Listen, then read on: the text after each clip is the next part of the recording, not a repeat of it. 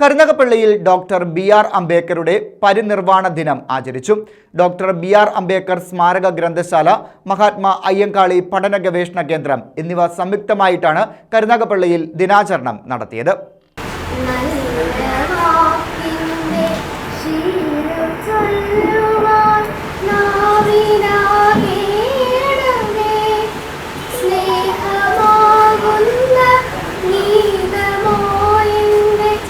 PWD rest house ഹാളിൽ president K രവീന്ദ്രന്റെ അധ്യക്ഷതയിലാണ് പരിനിർവാണ ദിനാചരണം നടന്നത്. കരുനാഗപ്പള്ളി മാർക്കറ്റിൽ നിന്ന് ആരംഭിക്കുന്ന Vallakkadavu railway station road Mahatma Ayyankali റോഡെന്ന് നാമകരണം ചെയ്യണമെന്ന സംഘാടകരുടെ ആവശ്യം അനുഭാവപൂർവ്വം പരിഗണിക്കാമെന്ന് ഉദ്ഘാടന വേളയിൽ CR മഹേഷ് MLA പറഞ്ഞു. മഹാത്മാ അയ്യങ്കാളിയുടെ പേരിൽ ഒരു പഠന ഗവേഷണ കേന്ദ്രം ഇവിടെ ആരംഭിക്കുന്നത്, അപ്പോൾ അതിന്റെ നടപടിക്രമങ്ങൾ നടന്നു വരികയാണ്.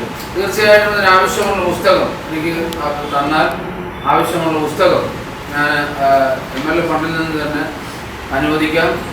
ഇവിടെ പ്രിയപ്പെട്ട സൂചിപ്പിച്ച അതിൻ്റെ റോഡിൻ്റെ കാര്യം, നമ്മുടെ ഇവിടെ സ്ഥലമുള്ളതിൻ്റെ ഫ്രണ്ടിൽ കൂടി പോകുന്ന റോഡ് ശുചിത്വാവസ്ഥയിലാണ്.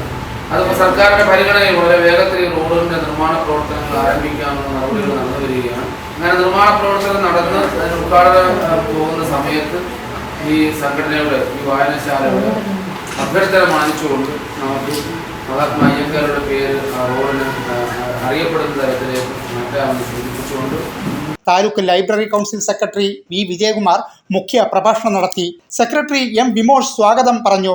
ഡോക്ടർ അംബേദ്കറും ഇന്ത്യൻ ഭരണഘടനയും എന്ന വിഷയത്തെ ആസ്പദമാക്കി പഠന ക്ലാസ് K. ശിവദാസൻ മൈനാഗപ്പള്ളി നയിച്ചു. യോഗത്തിൽ TS Rajikumar, S. Suja, Ravi കണീരത്ത്, K. Ashokan, Rajeevan എന്നിവർ സംസാരിച്ചു.